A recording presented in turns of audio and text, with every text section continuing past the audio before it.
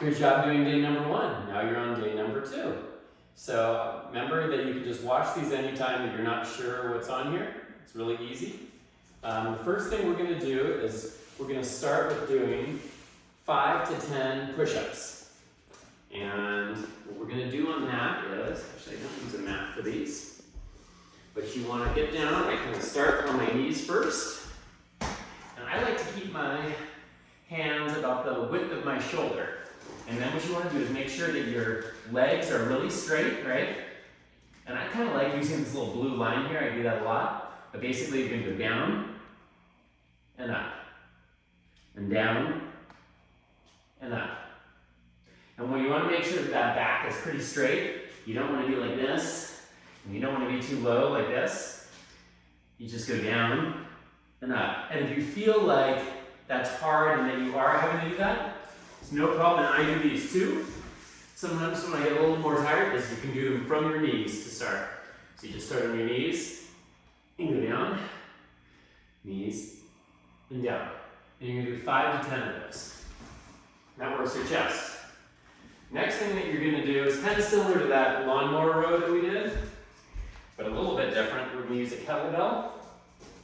And how we're going to do this is, you're going to put one hand on your knee.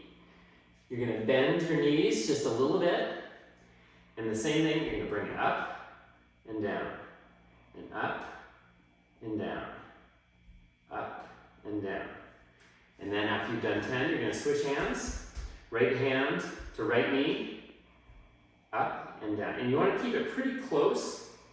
So again, not off to the side, not in the middle of your legs, just right off to the side here. And you kind of want it to go right to your rib cage. And that's called a kettlebell row. The next one is kind of a tough one, and it's called a wide bicep curl, okay? So, when we were doing the bicep curls on the first day, we were starting over here, right? And coming right up and doing a curl. This one, instead of having the weights here, you're going to turn them to the side, outward. And you're going to pull them to the side. 1, 1. You're going to do 10 of those. And that's called a wide bicep curl. And the next thing that you're going to do is called a bench dip.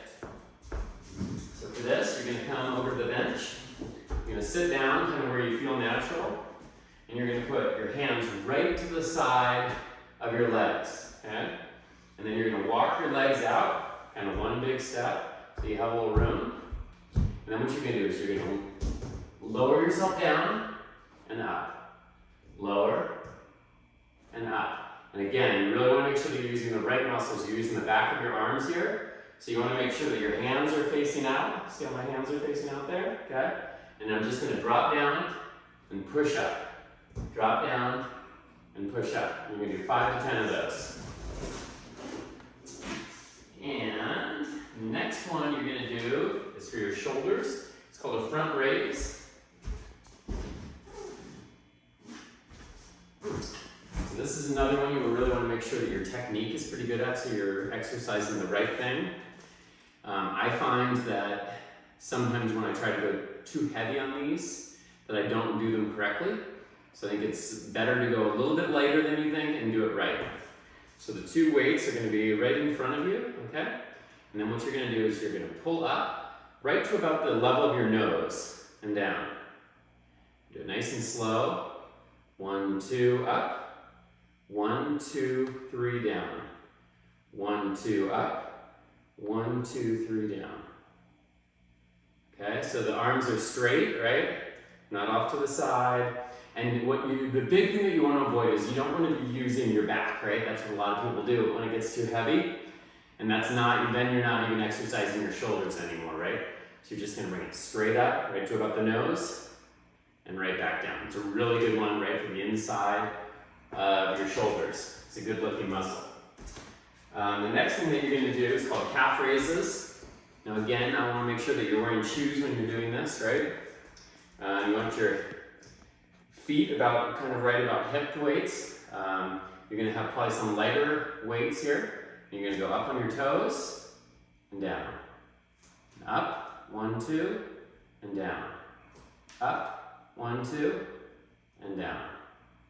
So nothing's going on with my upper body. I'm just using my calves for these. And then the last thing that you're gonna do is gonna be for your abs again. And that is going to be doing knee raises. So you're gonna come over here, and you're gonna stand up, kind of on these little side things. And you're gonna just get down into the chair a little bit. Hold yourself first, and then what you're gonna do is lift up the knee. 1, 2, down. 1, 2, down. These are tough. You may want to start with 5. If you can get 10, great. Up and down. And that is day 2. So you're going to go through each of these 3 times. So you're going to do the whole sequence, do it a second time, and then do it a third time. It should probably take you about 20 to 30 minutes. And if you do this every day, if you can do this, try to do it 5 times a week, you will be way more muscular by the end of the summer.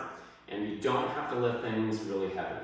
What you really want to do is the consistency of having that that strain under it. So you'll be much better going a little bit lighter and taking your time moving up and down rather than trying to lift faster with a heavier weight.